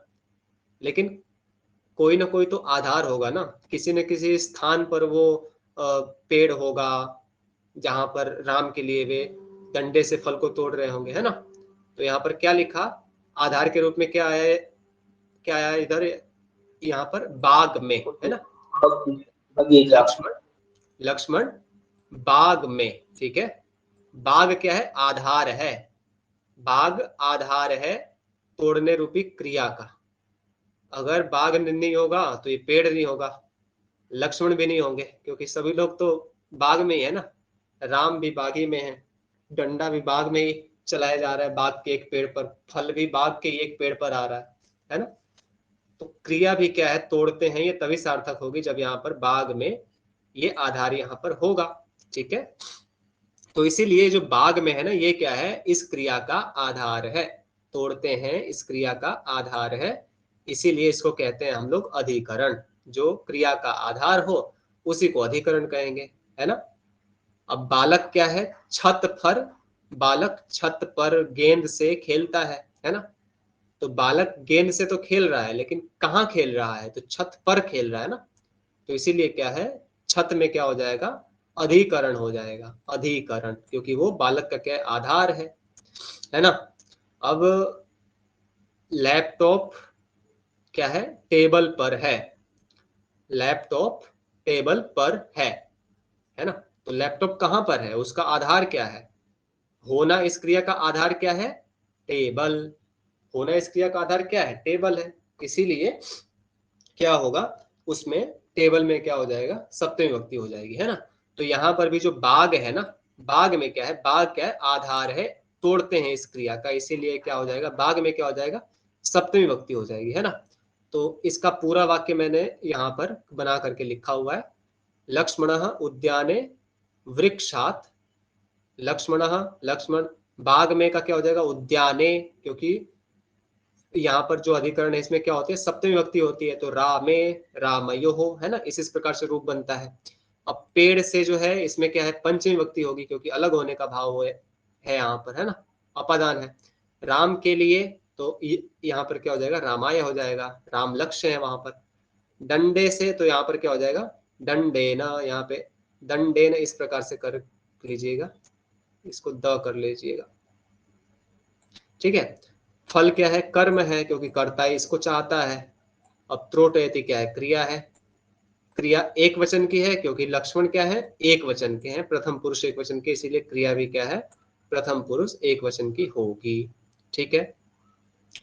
तो इस प्रकार से इन कारकों के प्रयोग को हमें समझना होगा कि क्योंकि हर एक वाक्य में कारक आएंगे, हर एक वाक्य में कारक आएंगे, और उन कारकों की पहचान हमें करनी होगी। कोई कर्ता कारक होगा, कोई कर्म कारक होगा, कोई करण कारक होगा, है ना। तो इस प्रकार से अगर हमें पता नहीं होगा तो हम लोग उस वाक्य को नहीं बना पाएंगे, है ना। तो इसीलिए हमें कारकों की पहचान करना आना चाहिए, ठीक है। तो ये आज की क्लास थी, और एक और कारक था हमारा, वो भी मैं आप लोगों को समझा दूं थोड़ा सा। ये था संबंध कारक, षष्ठी विभक्ति का जो है ना एक कारक है, संबंध कारक। संबंध कारक का चिन्ह क्या होता है, का, की, के, रा, री, रे, जैसे राम का, लक्ष्मण का, सीता की पुस्तक, है ना, सीता के राम, राम की सीता, या मेरे राम, या मेरा घर, है ना, मेरी पुस्तक, ठीक है। तो इस प्रकार के वाक्यों में इसका प्रयोग होता है संबंध कारक का, ठीक है। अब आगे हम लोग समझते हैं ये जो वाक्य था हमारा अंतिम वाला, तो इसमें क्या है ना, लक्ष्मण बाग में पेड़ से राम के लिए डंडे से फल को तोड़ते हैं। तो यहाँ पर जो ये है लक्ष्मण है, लक्ष्मण के लिए एक छोटा सा संबंध सूचक लाइन जो है वो जुड़ जाए कि दशरथ के पुत्र, है ना, दशरथ के पुत्र, ठीक है, दशरथ के पुत्र,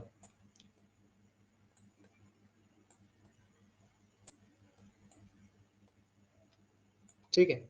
यहां पर आप लोग मान लीजिए आगे ये जुड़ गया, ये शब्द, दशरथ के पुत्र लक्ष्मण बाग में पेड़ से राम के लिए डंडे से फल तोड़ते हैं। तो मैंने कहा था ना, कारक किसे कहते हैं, कारक उसे कहते हैं जिसका क्रिया के साथ में सीधा सीधा संबंध हो, ठीक है। कारक किसे कहते हैं, जिसका क्रिया के साथ में सीधा सीधा संबंध हो। अब ये तोड़ते हैं ना, ये हो गई क्रिया, ठीक है, ये हो गई क्रिया। तो सबसे पहले देखते हैं जो लक्ष्मण है, लक्ष्मण क्या है, करता है। अगर लक्ष्मण नहीं होंगे तो क्या ये तोड़ते हैं वाली क्रिया संभव हो पाएगी, नहीं हो पाएगी, है ना। लक्ष्मण अगर इस वाक्य से निकल जाते हैं तो ये तोड़ने वाली क्रिया जो है ये करेगा कौन, करता ही जब गायब हो जाएगा तो आखिर इस क्रिया को संपादित कौन करेगा। तो लक्ष्मण का इस क्रिया के साथ में, तोड़ते हैं के साथ में सीधा सीधा संबंध हम लोग देख पा रहे हैं, है ना। अब आगे आया कर्म आया, है ना, फल कर्म है। तो लक्ष्मण बाग में पेड़ से राम के लिए डंडे से, अगर ये फल ना हो तो वाक्य अधूरा हो जाएगा हमारा, है ना। इस क्रिया की साधकता नहीं होगी, क्रिया की सिद्धि होगी नहीं, क्योंकि राम है, लक्ष्मण है, बाग में गए हैं पेड़ से राम के लिए डंडे से, तो कुछ ना कुछ तो करेंगे ना, फल तोड़ेंगे या कुछ तो कोई ना कोई कर्म करेंगे, है ना। तो फल को तोड़ना रूपी जो कर्म है, इसका भी क्या है, इस क्रिया की सिद्धि में क्या है, योगदान है, जुड़ाव है। अगर ये फल ना होगा तो फिर भी ये वाक्य अधूरा हो जाएगा, अभिप्राय स्पष्ट नहीं होगा, और क्रिया के साथ में इसीलिए इस फल का क्या है ना, सीधा सीधा संबंध हम लोग देख पा रहे हैं। अब लक्ष्मण भी है, फल भी है, अगर ये डंडा नहीं हो तो क्या इसकी सिद्धि हो पाएगी, तोड़ना की सिद्धि, तोड़ना रूपी क्रिया की सिद्धि नहीं हो पाएगी, क्योंकि डंडे के द्वारा ही तो फल को तोड़ रहे हैं। अब पेड़ बड़े ऊंचे ऊंचे हैं, हाथ वहां तक पहुंचेगा नहीं, ईंट पत्थर वगैरह उस जंगल में थे नहीं हमारी तरह, हम लोग बचपन में जैसे तोड़ते थे, तो डंडे के द्वारा ही तो फल को तोड़ेंगे। तो इसीलिए डंडे का भी क्या है, सीधा सीधा इस तोड़ने रूपी क्रिया के साथ में क्या है ना, सीधा सीधा संबंध है। ठीक है, आप लोग समझते जाइए कैसे कैसे क्रिया की सिद्धि में सभी सहायक होते हैं। अगर एक भी इसमें से नहीं होगा वाक्य में, या मतलब एक का भी ऐसा नहीं है कि इसका योगदान नहीं है, बल्कि सबका योगदान है इस क्रिया की सिद्धि में। ठीक है, अब आगे हम लोगों ने देख लिया लक्ष्मण डंडे से फल को तोड़ते हैं। अब लक्ष्मण है, डंडे से फल को तोड़ रहे हैं, तो किसी न किसी के लिए तो तोड़ेंगे ही, है ना। तो राम के लिए तोड़ रहे हैं। अगर राम यहाँ पर नहीं होगा ना, तो इनका जो ये आश्रम है, पहले तो बाग में पहुंचे, फिर पेड़ को देखा, उसके बाद डंडे से फल को तोड़ने वाला जो परिश्रम है, ये सारा अधूरा हो जाएगा अगर यहाँ पर संप्रदान न हो, यहाँ पर राम रूपी एक लक्ष्य उद्देश्य नहीं होता है तब, है ना। इसीलिए इस राम के लिए ये जो संप्रदान है, इसका भी क्या है, एक संबंध है इस क्रिया के साथ में, है ना। अगर राम नहीं होंगे तो किसके लिए फल तोड़ेंगे, तो राम का होना भी आवश्यक है। अब ये सब हो गए, लेकिन फल को तोड़ कहां से रहे हैं, वृक्ष से तोड़ रहे हैं। अगर वृक्ष ही ना हो तो फल को तोड़ेंगे कहां से, इसीलिए इस अपादान का भी, इस पेड़ से का भी क्या है, क्रिया के साथ में सीधा सीधा संबंध है। अब आगे क्या है, लक्ष्मण बाग में, है ना, ये क्या है, आधार के रूप में है, बाग में। अगर ये बाग ना हो तो फिर तो ये कुछ होगा ही नहीं यहाँ पर, इसीलिए इस बाग में का भी क्या है, बाग में ही तो तोड़ रहे हैं ना, बाग में का भी क्या है, यहाँ पर इस क्रिया के साथ में संबंध हम लोग देख सकते हैं। लेकिन हम लोगों ने शुरू में क्या देखा था कि संबंध जो कारक होता है ना, इसको कारक नहीं माना जाता है। ठीक है, संबंध कारक को कारक इसलिए नहीं माना जाता क्योंकि दशरथ के पुत्र अगर हम लोग जोड़ेंगे, दशरथ के पुत्र लक्ष्मण बाग में पेड़ से राम के लिए डंडे से फल को तोड़ते हैं, और इस वाक्य में अगर हम लोग दशरथ के पुत्र इस शब्द को हटा दें, इस भाग को हटा दें, तब भी इस क्रिया की सिद्धि में या इस वाक्य के सौंदर्य पर किसी भी प्रकार का कोई प्रभाव नहीं पड़ेगा। ठीक है, आवाज आ रही है आप सभी तक मेरी स्पष्ट रूप से, एक बार फिर से बताएंगे।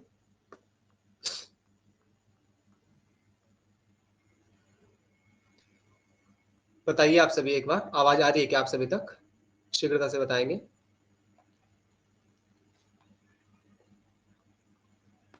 जी गुरु जी, आ रही आवाज। ठीक है, हाँ आप लोग बता दिया कीजिए जल्दी से। चलिए ठीक है, तो लक्ष्मण जी, गुरु जी इसकी परिभाषा नहीं दिख रही यहाँ पे। क्या चीज, संबंध की ना, नहीं मैंने परिभाषा इसमें लिखी नहीं है इसमें। ठीक है, संबंध की परिभाषा शामिल नहीं की है मैंने, लिखा नहीं, मैंने कहा ऐसे समझाऊंगा आपको। इसीलिए जो संबंध कारक होता है, इसको कारकों के रूप में गिनती नहीं करते हैं। ठीक है, क्योंकि इसका क्रिया के साथ में सीधा सीधा संबंध नहीं होता। जिसका क्रिया के साथ में सीधा सीधा संबंध होता है उसे कहते हैं कारक। ठीक है, और जिसका क्रिया के साथ में सीधा सीधा संबंध नहीं होता उसको बस संबंध कारक ऐसा करके हम लोग कहते हैं। ठीक है, तो आप लोगों को ध्यान रखना है कि अगर आप लोगों से कोई पूछे कि कारक कितने होते हैं, ठीक है, अगर आप लोगों से कभी कोई ऐसा प्रश्न पूछता है कि कारक कितने होते हैं, तो आप लोगों को क्या उत्तर देना है, कारक होते हैं 6। ठीक है, होते हैं 6 कारक होते हैं, कर्ता कारक, कर्म कारक, ठीक है, यहाँ पर लिखा हुआ है आप सभी देख सकते हैं, कर्ता कारक, कर्म कारक, करण कारक, संप्रदान कारक, अपादान कारक और अधिकरण कारक। ठीक है, ये जो संबोधन है इसको भी कर्ता के समान ही माना जाता है, इसीलिए इसको भी कारकों के रूप में काउंट नहीं करते हैं। और ये जो संबंध है इसका मैंने बता ही दिया कि इसका क्रिया के साथ में सीधा सीधा संबंध नहीं होता। तो कारक के लिए जब भी पूछा जाएगा आपसे कि कारक कितने होते हैं, तो आप लोग क्या कहेंगे संस्कृत में, 6 कारक होते हैं। अब आगे आएगा कि विभक्ति कितनी होती है, ये जो विभक्ति है ये कितनी होती है, तो ध्यान रखिएगा विभक्ति के लिए जब भी कहा जाएगा तो विभक्तियां कितनी होती हैं, 7 विभक्तियां होती हैं, ठीक है। तो इस सूक्ष्मता को ध्यान रखिएगा, विभक्ति 7 होती हैं और कारक 6 होते हैं, ठीक है। तो आगे हम लोग, कितना हो गया समय, 8:30 हो चुके हैं, तो कक्षा को अब समाप्त करते हैं और बाकी जो पहला जो अभ्यास है कौमुदी का उस पर हम लोग कल चलेंगे। आज बहुत सारे हम लोगों ने नियमों को समझा, बातों को समझा, स्वास्थ्य थोड़ा सा इसलिए थोड़ा सा और अच्छे से हो नहीं पाया जितना बेहतर होना चाहिए था। आप सभी का कोई प्रश्न हो तो आप लोग पूछ सकते हैं, और समय इत्यादि में भी किसी को परेशानी हो, समस्या हो या लगता हो परिवर्तन के लिए, तो आप लोग यहाँ पर बोल सकते हैं अभी फिलहाल इस समय ना, बताइए।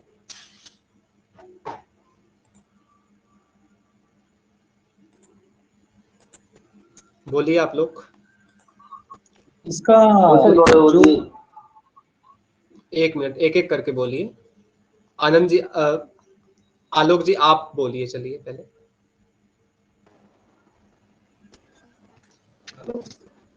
जी जी जी, आलोक जी आप बोलिए।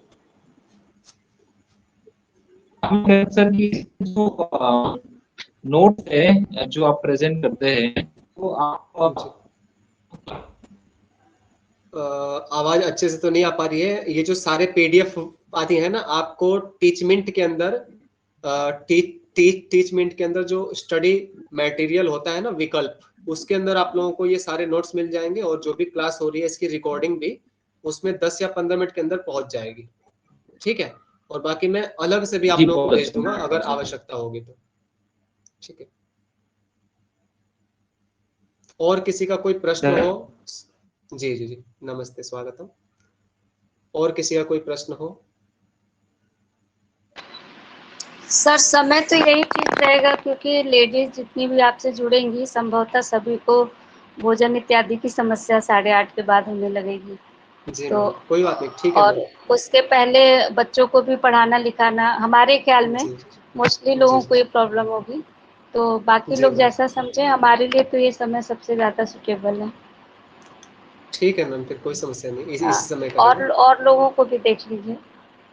हाँ, और किसी का कोई प्रश्न हो, कोई बात हो तो आप लोग कह सकते हैं। अंकित जी आप बताइए, क्लास कैसे लगे आपको, कक्षा? कक्षा अच्छी चल रही है आपकी। जी जी जी, बहुत अच्छे ढंग से आप समझा रहे हैं हम लोगों को। चलिए ठीक है। ऐसे जुड़े रहेंगे हम लोग। टाइमिंग ठीक है, 7 से 8:30। जी जी जी, बिल्कुल बिल्कुल ब्रदर, ठीक आपको है। शुभकामनाएं, इतना अच्छा बीड़ा आपने उठाया उसके लिए। जी जी, चलिए, आप सभी की शुभकामनाओं के कारण ही। आगे किसी का कोई प्रश्न हो? ऋषभ जी, सुरेंद्र जी, पूरन सिंह जी। मुझे थोड़ा इसका उदाहरण मुझे समझ नहीं आया, संबंध कारक का। संबंध कारक का ना, चलिए कल की कक्षा में प्रारंभ में मैं इसको समझा दूंगा अच्छे से, ठीक है। क्रिया से किस प्रकार संबंध नहीं है। एक बार आप रिकॉर्डिंग को एक बार देखिएगा अच्छे से, और बाकी ना समझ में आए तो फिर कल पहले ही इसको समझेंगे हम लोग, ठीक है। जी सर, यही है इसका कि संबंध कारक का कारक संबंध सीधा संबंध न होने, जैसे लक्ष्मण का राम से संबंध दिखा रहे हैं, सीधा उनकी क्रिया से संबंध नहीं है, तो सीधा जिसका क्रिया से संबंध होगा वही कारकों में गिनती होगी। और चूंकि संबंध कारक का क्रिया से सीधा संबंध नहीं है, लक्ष्मण तोड़ रहे हैं, राम नहीं तोड़ रहे हैं, तो इसलिए राम का सीधा क्रिया से संबंध न होने के कारण इसको कारक में नहीं गिना जाएगा।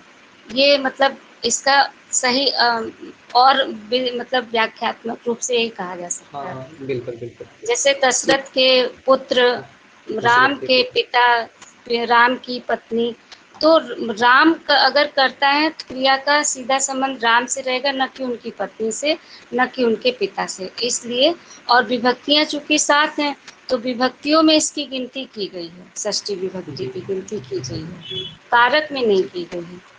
और सर एक चीज़ और हमको जहाँ तक समझ में आया है, हम थोड़ा और स्पष्ट करना चाहेंगे कि एकदम सिंपल सा फंडा समझ लें कि मैं उत्तम, तुम मध्यम, इसके अतिरिक्त जितनी सृष्टि की चीज़ें हैं, जितनी भी सृष्टि में चीज़ें हैं, संज्ञा सर्वनाम विशेषण सब प्रथम पुरुष में आते हैं। मैं उत्तम यानी मैं वाली जो लाइन है वो उत्तम पुरुष की है। तुम मध्यम, तुमको मध्यम में रखा गया है तो इसलिए तुम मध्यम पुरुष में आता है। और इसके अतिरिक्त जितने भी संज्ञा शब्द हैं, सर्वनाम शब्द हैं, वो सब प्रथम पुरुष में है। सबसे सीधा सरल सटीक। हाँ, बहुत सुंदर, बहुत सुंदर। ये छूट गया था मुझसे। चलिए इसी प्रकार से आप लोग कंप्लीट करते रहिए। चलिए ठीक है, और किसी को कुछ कहना है? वृषभ जी, आपका कोई प्रश्न हो या टाइमिंग आदि को लेकर के कोई बात हो तो आप कह सकते हैं।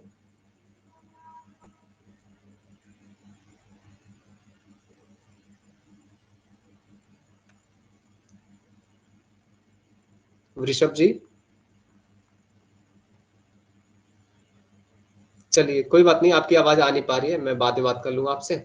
चलिए ठीक है, फिर कक्षा को समाप्त करते हैं। आप सभी को नमस्ते, शुभ रात्रि, और आप सभी को जन्माष्टमी की ढेरों शुभकामनाएं। नमस्ते सर, आपको भी ढेरों सारी शुभकामनाएं। शुभ रात्रि, नमो नमः। पुनर्मिलामः। हाँ, पुनर्मिलामः। नमस्ते।